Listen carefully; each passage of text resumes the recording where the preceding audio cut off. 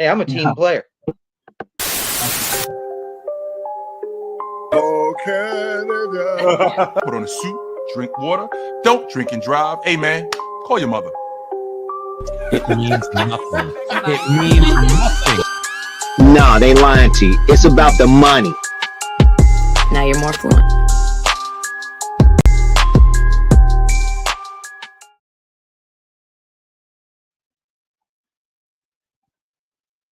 So Tony, I was looking at a couple stories about today, and we're talking about Nancy Lieberman and Caitlin Clark and their connections of the impact of what they were kind of doing in their respective leagues.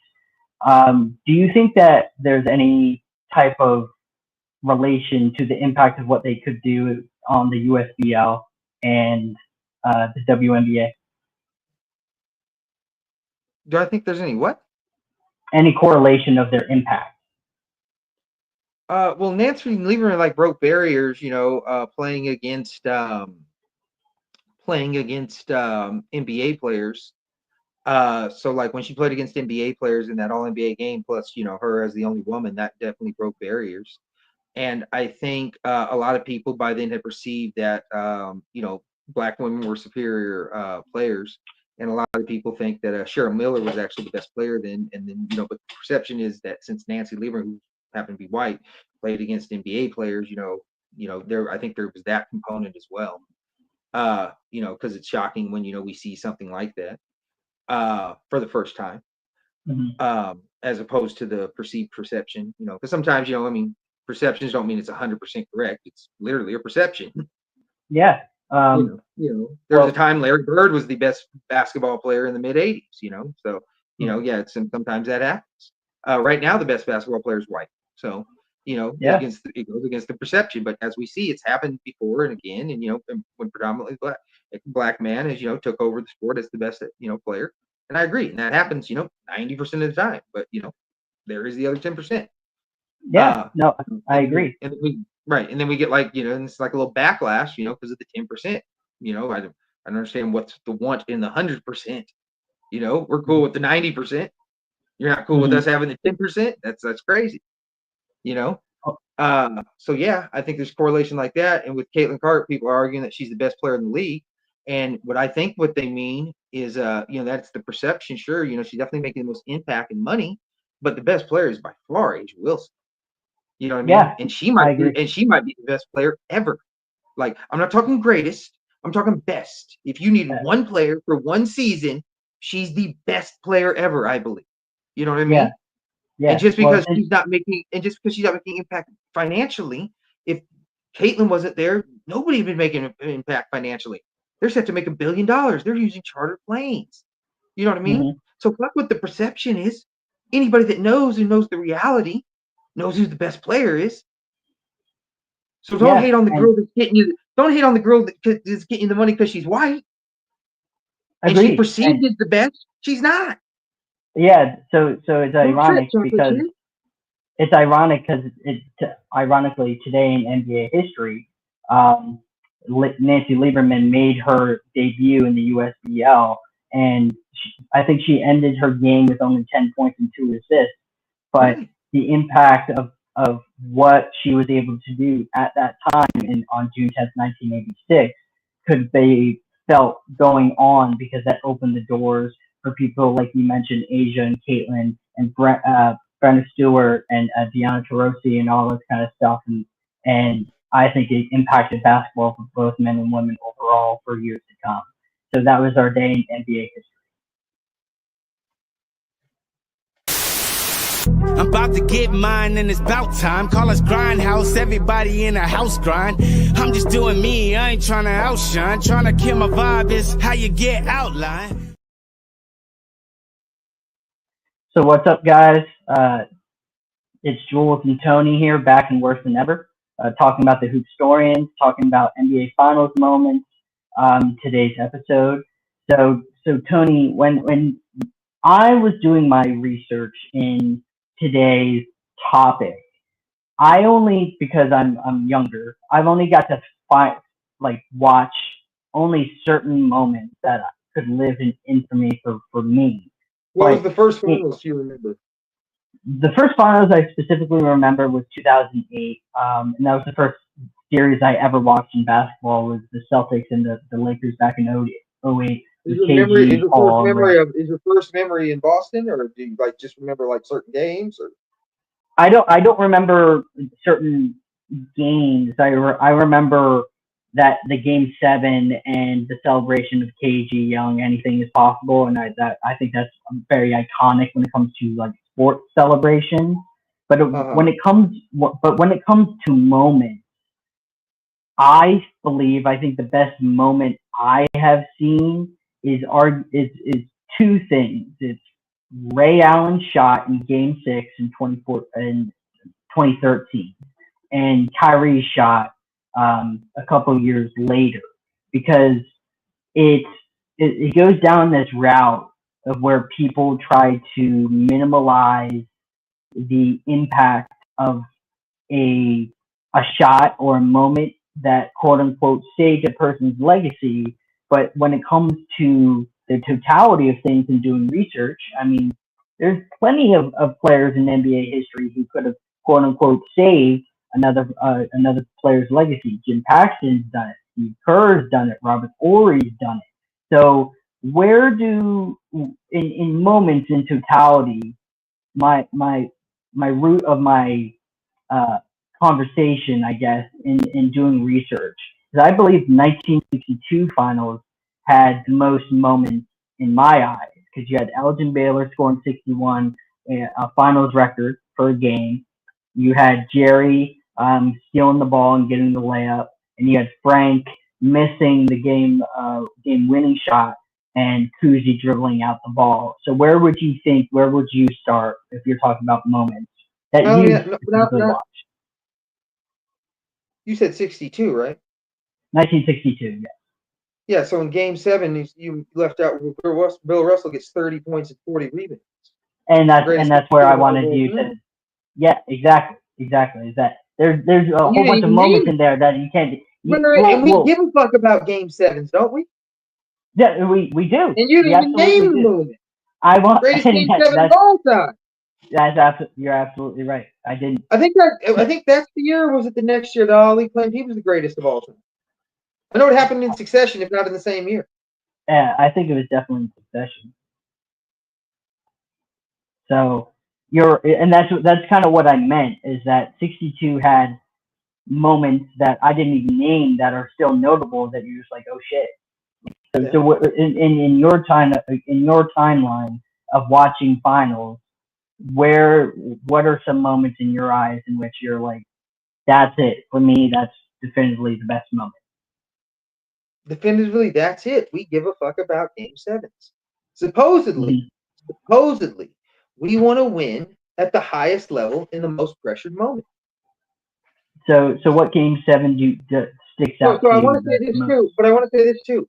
And the most pressured moment would be a Game 7 into the fourth, overtime, double overtime, triple over. I don't care. I think they're all pressured because it's do or die at any moment.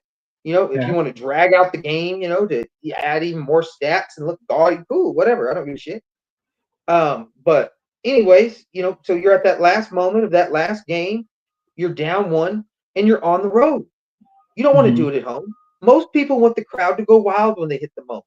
And that's how you know they're fucking losers, because they're doing it for themselves. Yeah. But if you want to do it with the most adversity and you're a true fucking winner, you want to do that shit on the road. And there's a reason why, no matter where or fucking when, Bill Russell was 10-0 in Game 7s. Period. And he won the fucking most. And he's got great fucking stats. He's got accolades from his peers. You guys value players' fucking opinions, except back before when players voted on the MVP. Yep. Then you post that fucking shit with like that Kobe Bryant shit that you fucking do, because you guys love a fucking winner. And Kobe goes, why the fuck? They go, Kobe, why don't you have more? Why do you only have one MVP? He goes, because the media votes for it. Like, you see, the players, the ballers, they know. They know. Well, they didn't know in the 60s, but they know now. It's fucking retarded. It's one of the dumbest fucking arguments. It's Yeah. stupid. And you don't realize it's stupid. I'm supposed to listen to this fucking tape? It's fucking Right. retarded. Right. Like, I'm supposed to And take this shit serious.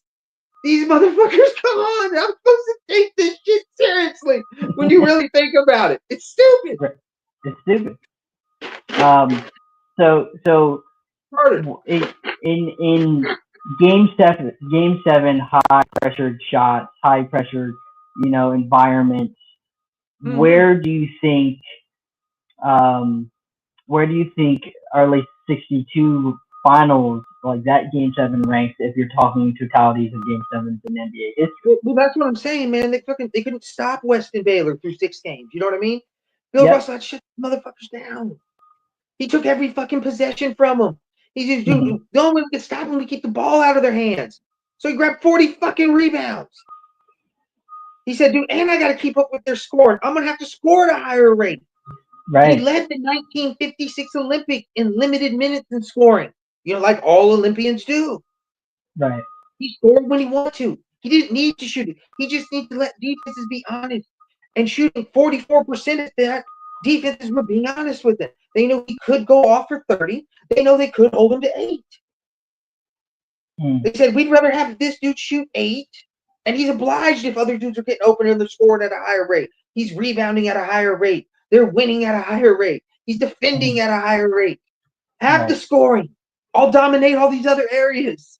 But guess what? We win more. But it doesn't look as good to you. And all I got to say is you've embarrassed yourself. You've embarrassed yourself. That's And what's even the more coined embarrassing term now. And what's even more embarrassing is you don't even realize you've embarrassed yourself. As you continue to argue how these ego-ass points will lead to less winning, but you'll be better as you win less. And the goal is to win the fucking game. And you say you like winners. You've embarrassed yourself. There's no other fucking way to say it. And you don't realize you've embarrassed yourself. And now you've embarrassed yourself even more. And it's an embarrassment. How much of an embarrassment you've become. Because all you do is embarrass yourself. So if we were to shift gears, is there any moments or any type of plays in finals history that don't get as much love or kind of get glossed over? Because Absolutely, we got to go back to Bill Russell. We got to go back to Bill Russell. I think every answer is going to go back to Bill Russell. I don't think nobody understands this motherfucker's greatness. If you like winning, and we here at the Hoopstorians, supposedly, I'm not going to speak for my co-host, but I love winning. I love you even more than you think you can beat me, and I win anyways. It doesn't even look like I should be winning, and I'm still winning. Right. Because you value the ego shit, and I value the shit that leads to wins. And somehow you're better than me. It's stupid. So and it goes back to you embarrassed yourself. What? Right. So then what's like an underrated We're moment? gonna start a new podcast called "You Embarrassed Yourself." That's all we're talking about. So what moments are underrated that Bill Russell has that you would be like, oh, that doesn't get enough praise? Oh my God! I'll tell you, when he's fucking 64, they're up by 2. There's a couple seconds left. They missed the shot. If Wilt gets the fucking rebound, they have enough time to get a shot off. Maybe they tie it up. Maybe it goes to overtime. Maybe they win. You know what I mean? Mm-hmm. But instead, Bill Russell dumps on this motherfucker's face, seals the win. Nobody fucking talks about it, and it's like an in your face, fucking you selfish motherfucker. Right. I win, you lose, and you look better. It's so stupid. It's retarded. There's just no other way to say it. It's so dumb. Yeah. I can't believe people think when they make these points it's valid. There's no validity. Unless you want to say I'm a selfish motherfucker. But then you argue like winning. It's just retarded. I'll win more this way. Even though we've never seen it. And we did see it. And it's on video.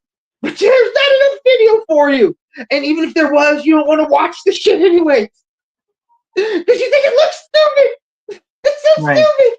It's fucking retarded. And then you think about the rules and shit. They had to play that way. It's just fucking retarded. Because that Yeah. means you think guys like Bill Russell or Bob have no hand-eye coordination to do this shit they do now when they put their fucking hand all over the fucking ball. When you're only allowed to do this, you can't do this. You're not able to do all this shit. It's so stupid. It's stupid. Yeah. It's because they can't contextualize. Oh my god. So There's so many. I don't know what else to say. You embarrassed yourself. It goes yeah, back no, to that. It's a vicious circle. yeah, and It is. I think Oh my god. I think And for people think they me, cooked me in these arguments. And all they do is argue ego and think they won. While argue they like winning. While admitting they don't like ego. It's mhm, stupid. it's stupid. It's stupid. It's so dumb. So I think that It's so fucking a couple dumb. moments for me would probably be either like Fred VanVleet in like 2019, that three, I believe in like I think it was game 6, that he had to Yeah. kind of clinch the series. I think that was super, Hey, that's when I first thought he could be like a legit starter in the league. super role player team. Like, I didn't And think he was going to be a 20-point scorer guy. I never thought that. You know what I mean? yeah, I thought he could be like a neither did 50-point I. game guy. That and the fact that even in this past playoffs with Houston, that he was stepping up as like the scorer coming off the bench for that Rockets team this year. Like that was super impressive. But him taking that step in 2019, kind of sealing the deal for the Raptors, I think that's extremely underrated because a lot of people don't put a lot of weight on that ring because of the Raptors kind of road there, and eventually the Warriors obviously getting hurt. But I also bring up 2005 when Chauncey hit the shot. I forget what game it is, but it didn't count because it went off the fucking shot clock. Like in a high pressure situation against a dominant team like the Spurs in 05, like that's so like deja, like it's just complete, not even deja vu. It's like oh shit, like this is such a big moment, but it didn't count because of rules and stipulations and shit. So like that's what I mean. Like is there any moments where you just like that's an oddity that happened in a finals that you're like that's never happened before or doesn't get as much love? Well, I can tell you something that very few people really understand when you analyze the game at an analytic level. You want an analytic tactic that I use? Yeah. Okay, so back in the day, players played at a higher minutes than they do now. You know what I mean? Multiple players generally are playing more than 36 minutes a game. And if you really want to judge a player at what they can do at the highest level, they need to play 36 minutes a game. That is a perfect amount, 75% of the game.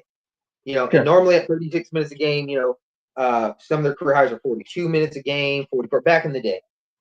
So you know, you really get to see what you can max out this player at. Because ultimately, and this is why Wilt has an argument as the greatest player of all time.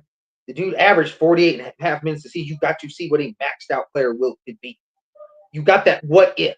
And supposedly we all love these what ifs, and we do what ifs all the fucking time. I don't. This shit's stupid. You know what I mean? Like, yeah, if you made up some shit and it was really good, yeah, cool. But no, I mean, I understand the logic of some of this shit too. So, anyways, yeah, you want to max out a player to see what they truly do. Wilt is the ultimate of that. He is the ultimate athlete. He is the ultimate individual. If you like individual shit, and people argue this individual shit, that's why they argue Jordan over Russell, because they perceive Jordan has more individual shit, like a better scoring ad, like he has nothing to knock. And Wilt and Russell, you know, his field goal and his scoring sucks. You know what I mean? 15 points and 44% is cool. You know what I mean? I understand it's shitty for a center, but it's only shitty if you're losing. If he's winning at 44%, I don't give a fuck. He could shoot 2%. I don't give a shit if we always win. Because we like winning. Oh, no, we don't. Because that takes a little way over here. Once again, it goes back to you embarrassed yourself. You know what I mean? So these types of stupid fucking perceptions and shit. So what really sticks out is what's changed from the analytic perspective. If you understand basketball at this level, you want to max out a player, see what they can do. Now players are playing such less minutes, 32, 34, you know, like main stars like Curry. You know, I think Curry maybe once averaged over 36, you know, and I'm not even sure he did that. maybe Could very 37, well. 38. I don't know, Yeah. not much, but his career 32. You want a LeBron type player. You want a plus 36 guy for his career, so you can really judge what that player could do statistically. And then that's all your what if shit scenarios you like doing. So, but since we have so many players less doing the 36 minutes, we see so many variables in players that now we don't know what's what, and it's harder to Right. judge these. We're less accurate, I guess, is the point that I'm trying to make. Right. Because so Right. that's where the variable is. So when predicting these players analytically, it's much more variable, so it's harder to predict the player based on playing less minutes with less opportunities and all that, as opposed to back in the day, when you were playing more minutes, we could judge you more properly. Because at 32 minutes, you have so many more what if possibilities. Because ultimately, you want your best player to be a complete all minutes. In a perfect world, you play your fucking best 5 players all minutes, fuck the bench.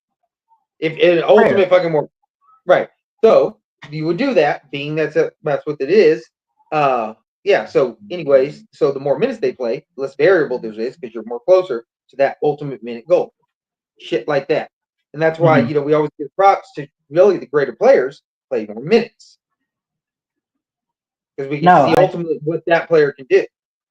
So if we're maximizing, it is harder to predict players in that with those variables. More possibilities at 32 minutes than there is at 36 minutes in a 48-minute game. If you understand analytics, and predicting players. And that's fair. If So we're when doing getting a revisionist history, you can go back better 36 minutes. You can judge the player more properly. Purely statistical, it creates less variables because at the end of the day, 30 points is never going to help you lose. Solely just that alone. Now you can add another variable. You took 80 shots to get it. Oh well, that will fuck you up. You know what I mean? Shit like that. Yeah. But then you got to go to the next layer, next layer, next layer, next layer. Shit like that. So generally speaking, you're going to be 90% right of the time because 30 points 90% of the time is going to help you lose. 90% of the time, 30 point score is going to help the team, not hurt the team. So if we're maxing him out someone's amount of minutes, like we're saying Steph Curry, where would his max potential be in your opinion? If we're maxing out his minutes, would his points go up? Would his rebounds go up? Is that straight analytical, just how shit works? No, I mean, I think everything goes up. I mean, I think Curry at his peak, and I don't know how long you want to say his peak of being able to do this is. I think he clearly has dropped off this last season. But what is he now? Well, what is he now? 37? He was 36, 37. And generally speaking, I don't know many people that are the best players on title teams at 32 or older. You know what I mean? So dropping off at 36, 37. Like, I mean, we're talking the only people that we can really see doing peak all NBA first team numbers are guys like Jordan, LeBron,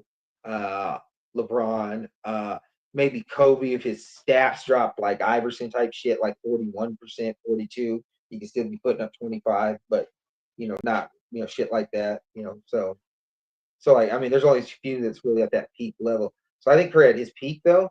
I mean, I think he's if he's getting 38 minutes. I mean, 31, 9, 7. Still in great efficiency. I don't know, great 48%. I mean, I could even see him peak it, still keeping it. Because I don't really ever see the time that he goes over 36 minutes. His shit really drops. So I mean, I can see it staying the same at some percentage. I mean, at least 48, 38. You know what I mean? Still great. Whatever, fucking 98 free throw percentage. We shoot still like that. I don't think his age. What I'm wondering is that if he was able to theoretically, if we're going down this route of being able to have him more minutes, would have that affected his finals appearance or finals performances? Would they be more all-time great than not? Because people argue, Iguodala should have gotten that for certain, and KD should have got that for certain. Would his minutes go up being a better defender at the end of the game? So he's more valuable if we're getting that 30 per 36. No, I just think. I mean, I think the per 36 can always help him more than hurt him. You know what I mean? Like I said, just drop down a little bit, but with like way better numbers. Instead of 26 a game most seasons, he's 31. He's 9, he's 7. Because we've seen seasons where he's averaged 8.5 assists, and now maybe with he's got more. You call it gravity. That's wrong. It's gravitational pull. That's gravitational pull. Yeah. So shout out to Justin if you're watching. But now with I'll just say all the attraction that he causes. I can see the assists going up. I understand that, and I understand the Iguodala argument because it's, and I think it's a weak argument because I still think Steph, should deserve the MVP. He's still the best player. I understand they started winning with when Iguodala came and started and played more minutes and all that shit. But I just don't think that was the ultimate factor. I just think it was just the shooting, the movement. I just think they were overwhelmed. With LeBron having no second and third co-star, Deladova going to the fucking hospital for the way he was guarding Curry. Right, I understand throwing up and shit. you know what I mean? Right. You know what I mean? So, like I'm saying, cool, he's got it. You know what I mean? It's not a big trip. I think it should have been like a co-MVP shit, if anything. Curry was still the best player in that series. Okay. So And he was the best player all season, and he deserved that shit. He's definitely the best player on 2 title teams. You know what I mean? I know a lot of people argue 4 or whatever, but definitely 2, no doubt about it. So what about like stuff in the 80s? Because we've gone on here with the professor before talking about the impact of these older players, and what about the impacts of like the 80s moments? Because I think that's from 80 to really like 88 or 89. You can just hand pick all these kind of moments in the finals.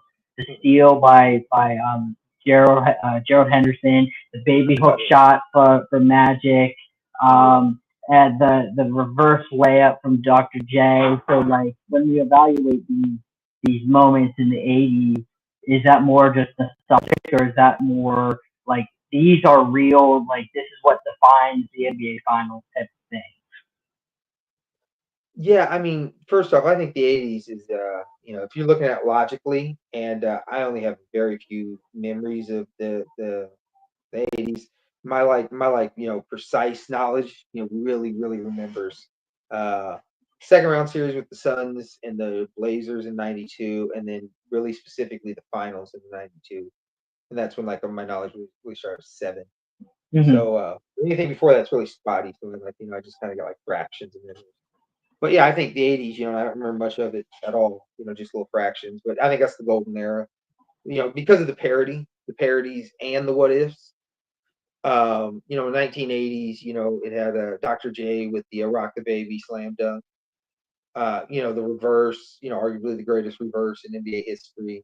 A lot of people think it's the greatest dunk in NBA history. I disagree. Mm-hmm. I think Pippen. I think the greatest is Pippen on Ewing. Pippen on Ewing? You really think that's the greatest? Where he knocks him down and then Dick drags his head. And then Ewing's got his thumb in his ass. That's funny as shit. Well, yeah, I never knew that. He did, yeah, fuck you. Right.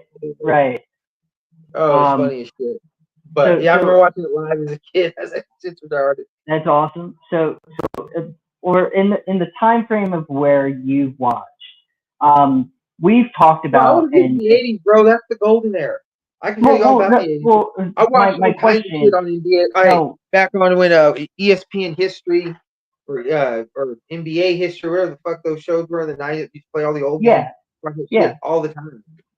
But ESPN Classic. ESPN Classic. That's what the shit's called. Yeah, but I guess my question is, if it's a little bit before your time, we've made the claim that we both think that Hakeem's runs those 2 years were the greatest. I think the block that he had on John Starks. Hey, not even that, bro. It's like this. It's like for the first half of the decade, you know what I mean? And I mean the first 4 years, so not the rest, but the first 4 years is the Sixers ran the East the first 4 years. And we saw what happened when they got Moses, you know what I mean? And then let's imagine, what if they made that trade earlier? You know what I mean? What if teams came to that realization earlier? You know what I mean? Mm-hmm. Could they have tipped the scales? Because it was 4-2, it was close series and shit. And Moses was clearly the tipping point because after 1980, Moses was the best player of the league. I mean, you had 80 was Kareem, he still played at a high level, so he's cool, you know what I mean? But you still count him in the 80s because all the memorable moments and shit. Like the time in 85, the media pissed him off and she took him over that series right at 38. Said, fuck y'all, shit. I'll show you what's up the last 5 games. Cool. So he shows you I still got that shit. You know what I mean? I'm just playing a lesser role, you know what I mean? Trying to get everybody else involved. Yeah, I'm cool. Take it as long as we win it. Fuck it, I'm cool. Blah blah blah. Yeah, so I mean you had that, you had Magic, you know what I mean? You arguably the best passer, best leader, you know what I mean? Best winner, shit like that, Just what if, what if he got to play more years and shit? Who knows what would have happened? Fucking boom, he came back and the Lakers were good. People thought maybe they could win the championship back in '96 when he came back and they thought he'd get the chip because he's always magic. But they had Bird, dog. People argue Bird's still the best shooter. You know what I mean? And especially Trippy, being like mid '80s, White Boy was the best player in the world. You know what I mean? That shit didn't happen in the '80s. You know what I mean? Boom. Then after him, it looked like Jordan was the best player and all that, but Isaiah was winning. You know what I mean? And somehow we never give Isaiah no credit for that shit. And if you truly value winning, that motherfucker deserves that shit. That's when Magic was still in the league. He swept them motherfuckers. And if it wasn't for that injured fucking ankle, you know what I mean? Because you guys love what if. You Kobe motherfucker love that what if. That third straight. He made it almost 3 straight. Like he won 3 straight. Well, so did Isaiah, because he actually made it to a game 7. He didn't get dropped by fucking 40 in game 6. And the only reason why they lost, it seemed, is these 2 reasons. One, he had the injured fucking ankle because he went off on one hobbled fucking ankle, 25, 43 in the game, set the record in the NBA quarter. You know what I mean? They just couldn't close the shit out. The motherfucker was injured. So he went to about what if? What if he wasn't fucking hurt? And then game 7, he's completely stiff and shit. And the fans ran on the fucking court during the last shot, which was bullshit. They didn't run the shit back. That shit was fucked up. You know what I mean? So that's the greatest what if three-peat for all you Kobe fucking lovers. So if you value that shit, you need to put Isaiah wherever the fuck you put Kobe when you argue Kobe's winning is why Kobe is the second greatest. Right. Because Isaiah did that shit over Magic, Bird, Jordan. But you don't want to count it. Oh, it doesn't count Jordan then. Oh, no, Bird don't count then. Magic don't count. Nobody counts then. Nobody counts it. Right. But you know who fucking counts? You know who counts? Hedo Turkoglu. Because that's who you won it over. His 18 a game that Pau Gasol outscored him on less shots. But that's what you value over Isaiah winning over guys like Bird, fucking Bird, keeping Dominique at the second fucking round, fucking Jordan, keeping him out the fucking finals. He's doing shit like averaging 45 in series and shit. You know what I mean? Sweeping Magic. And they swept the fucking conference when they went there. Had like 10 days off. And then people argue the injuries and shit like that when they were trying to nitpick things and they would add Magic could have 3-peated. And cool, it's a cool argument, but it's just better with Isaiah because Isaiah was so much closer than Magic showed them. Mm-hmm. You know what I mean? But you don't value shit like that. You don't really value winning. You value ego. That's all you fucking value. You're supposed to listen to this shit. It goes back to you've embarrassed yourself. You've embarrassed, again, the coin term for us now. So if we're talking about you don't even realize you embarrassed himself. The 94. No, if we're talking about the what it is? Hold on, wait. All the what ifs he's made up, but the more logical what ifs, those don't matter. It's so stupid. Right. It's stupid. So the later on in 94 and 95.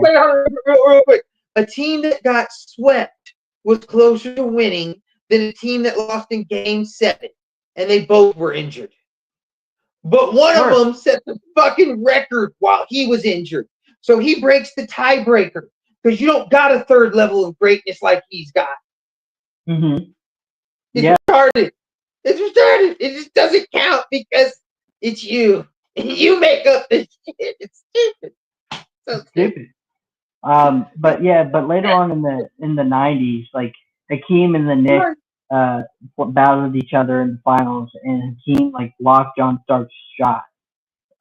Okay, let me tell you something. Let me tell you something on that. Okay, as a Suns fan, I absolutely hated Hakeem. Okay. Absolutely. I remember now, the way I remember it, every now and then I go back and watch the full games and shit, relive my youth. And there's still specials I remember for different reasons now. Sure. So I remember watching Hakeem's 1995 NBA run and the perception of what we all had and the logic and the arguments. Well, some of the arguments, not all of them. Was like, fuck Hakeem, fuck these Rockets. They beat my Suns. My Suns were better. My Suns were better because they were dealing with injuries or they made a stupid mistake or just some stupid shit. Like there's this one that goes, Barkley goes, that goes, hey, if I miss this shot, if I make the shot, we win. If I miss, we lose. He misses the shot, we lose. You know what I mean? So, not to say it's superstition. If you want to believe in superstition, cool. But if you want to believe it on a logical level, no, it affects the mental state of the player. Fair. Absolutely. Oh my God, what if I spoke this Nick, into existence? yeah, no, and same thing, like fucking Nick Anderson missing those fucking 4 free throws. The mindset, because then that Magic team completely gets railed and they get swept. So it's like that's completely fair in the superstition of the game. I'm with that 100%. Right. You know, and then somehow we just looked at it like fucking we just looked at it like what the fuck was it? Somehow we just looked at it like at the time, you know, that like 95 run, you know, like the team just got lucky, you know what I mean? The Jazz were up, you know what I mean? They just, you know, choked, whatever. You know, the Suns, you know, in 94 were up, you know what I mean? And they just couldn't break through, you know, because of various stupid shit, you know. And I mean, you know, the very argument, you know, if you're up 2-0 going home, you know, there's another, you know, there's another what if. We all love what if, but a logical what if you're up 2-0 going home, usually sweep the fucking team. That's the normal conclusion. And then you just remember these stupid ass plays, these stupid ass calls, just stupid ass shit, you know, stupid ass injuries, you know, shit like that. You know, and then you know, you just see shit like that. And every series they expected the fucking Rockets to lose, they just kept fucking winning. After game 2 in the second round, they didn't lose a road game. You know, and then as you get older, you know, and it's bred out of hate, you look back on that shit, you know, you're like, damn, that motherfucker was good. That motherfucker was so fucking good.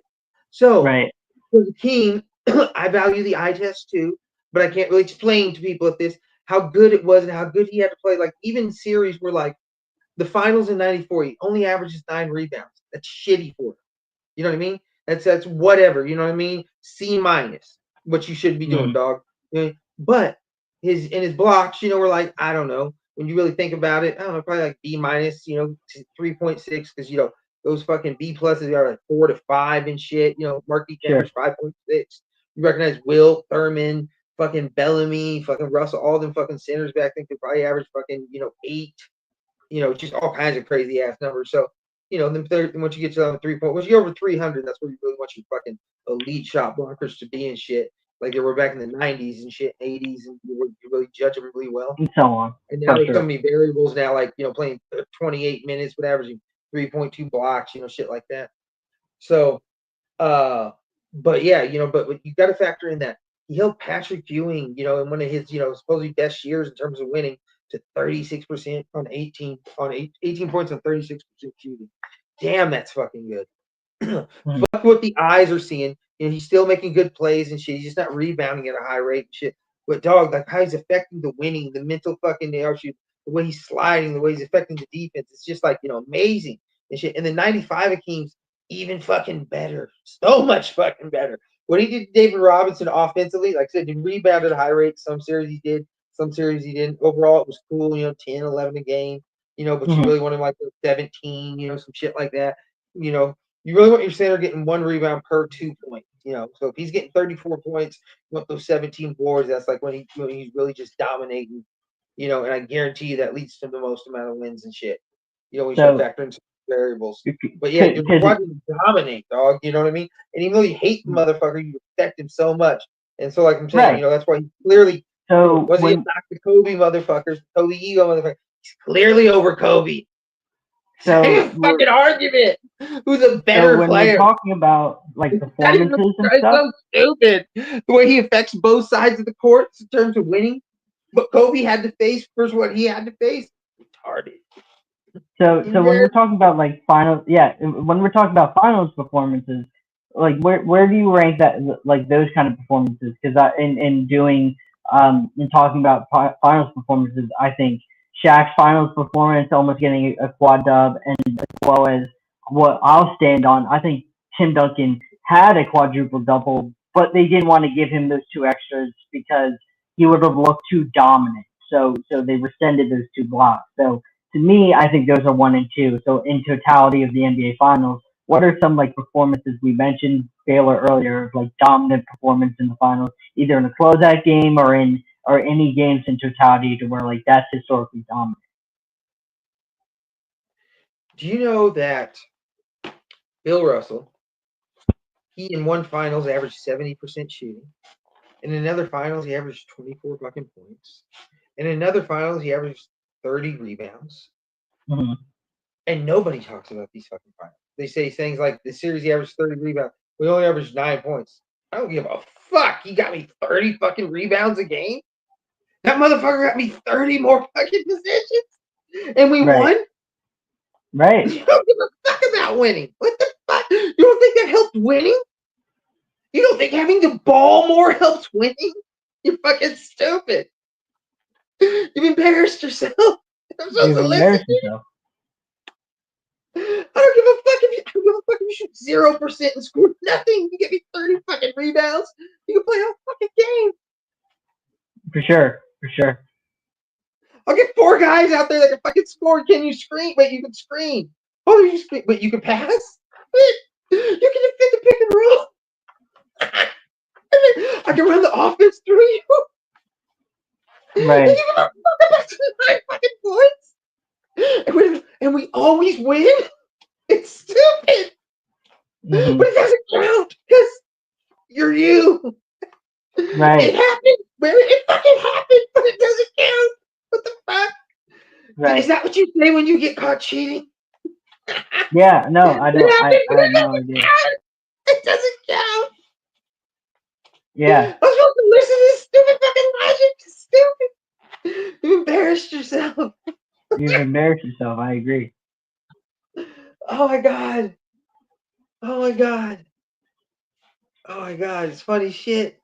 So many Yeah. people want to understand life in basketball like this. They've embarrassed Yeah. themselves. Right. Oh my god. Oh my god. But I think Hey, yeah. if you know anybody that has embarrassed themselves, please share a clip.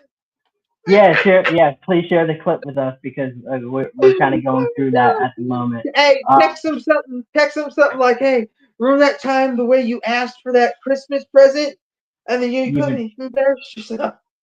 You've embarrassed yourself. Hey, and maybe some edit some music. We can send it to everybody that's embarrassed themselves. So if you don't want to go home for Christmas because maybe somebody's embarrassed themselves. Right. And they can't handle the fact that they've embarrassed themselves because they'll do the action, but to talk about the action makes you the asshole. Right. And then they probably embarrassed themselves. And I'm supposed to apologize to them. They embarrassed themselves. Oh shit, they've embarrassed themselves. I swear to God. You'll do the shit. But if I talk about the shit, I'm the asshole. You want me to do? You just want to do the shit, bitch. You don't give a fuck who it affects. Right. You embarrassed yourself. And then somehow you're not selfish. Because somehow it's just right because it's you. Mm-hmm. And these are these made up scenarios people make up. It'll lead to less winning, but fuck it. I don't know. Fuck it. Yeah, it makes They've more sense. embarrassed themselves. But, hey, if you've met a group of people that have embarrassed themselves, they've embarrassed themselves. If you need to talk about them in third person, he's embarrassed himself. Right. And then, wait a minute, she's embarrassed herself. Fair. You need to be able to send them to everybody. Right. They've embarrassed themselves. So, if you want personalized ones, please request. No problem. No problem. But like if you need to say, if you need to mix it in with concern, we'll do it like this. Just to show you a couple concern ones, we'll go like this. So you want to say it with disgust. You've embarrassed yourself. But you also want to mix it in with some concern. So you want to be like, "Ma'am, please, you've embarrassed yourself." Sir, please, you've embarrassed yourself. Yeah, so if you want certain names, you know what I mean? I'll give you a free one comment. Like, Chris, you've embarrassed yourself. Yeah, we'll go to the first last one. Me and Jules over here. We got you. Jules, we got you, right? Yeah, yes, exactly. But for me, I do gotta I do gotta run. So I appreciate everybody who watched and all that kind of stuff. Talking about the NBA Finals. By all means. but hopefully next week we'll talk about more stuff. So I appreciate y'all. Hey, but did you learn anything, Jules? That not to fucking embarrass myself, and the fact that and if you embarrass yourself, you get fucking clipped, and you get fucking clipped and put on the fucking story. No, but can you give me like a fact or obscure note or something you learned that you can throw like for a fact to somebody to argue a point if you value winning? If you value winning, here, I want to say this. I want to say this. If you can just say for like 90 more seconds, I don't want to like run. I just want to know what you think on this. I understand for 5 reasons people have the GOAT argument: LeBron, Jordan, Kareem, Wilt, and Russell. I value winning at the ultimate merit. You know what I mean? And so I value Russell the most. But I understand if you want to argue since it's an individual thing, and I would want more individual shine, and that's ego. Cool, not saying nothing wrong with it. Just say you're willing to sacrifice winning to do it. You know what I mean? Cool. I'm with it. But so I'm saying there's 5 people that have that argument. If you got one of those 5, I'm with it. Do you understand that? Have you learned that? Yes. Because of the fact that I've made the claim that Bill Russell has been able to mold his game no matter which way you can do it to win a championship team. Doesn't matter if he averages fucking 30 points. He can average 9 points, still win. He can average 16 rebounds, he still wins. He can average 30 rebounds, still wins. He can average 5 assists, he still wins. It doesn't matter what he does. He's the ultimate winner because he's been able to adapt and he has a portable enough offense and defense with the time to make him the greatest winner of all time. Right. So he has a legitimate argument, and the people who we've talked to, who I've talked to say they air attacks and bullshit, they need to get fucking over themselves because they've embarrassed themselves. Would you agree with this? This is what I'm saying. This is the ultimate point that I'm trying to make of people that disagree with Russell being the GOAT. And I'm cool with it, but you have to argue more ego. You have to argue. You have to do less winning to do it. You can't argue, but what if? You do, but you have to argue what is. And what is, I agree. Is you have to argue. So that's the ultimate argument. You can argue it, but you have to agree. You want to do less winning to play like that. Absolutely, but you think perception is better than reality in winning. No, I think in winning is the most important thing. But I truly gotta go now, so I appreciate it. Hey, you gonna go live? You gonna go live later tonight? I'll probably go live a little bit later tonight for the people who watch on Facebook, YT, follow Jules Compton on TikTok, follow I'm gonna hop on and talk some shit with him. Yeah, and we'll talk all this kind of shit going into that kind of stuff on my platform. So please give me a follow, give me a like, I want you to post something stupid someone said. Actually, go on Vintage Reddit and you can post that fucking note if you want or some shit like that. I posted it on there. Something about he's embarrassed himself. Yes, that'd be fun. I want you to put that thing. He's embarrassed himself. We can talk about how. Yes, we can definitely talk about that. So Tony, I thank you. Let's get back at this next week and yeah. Damn it.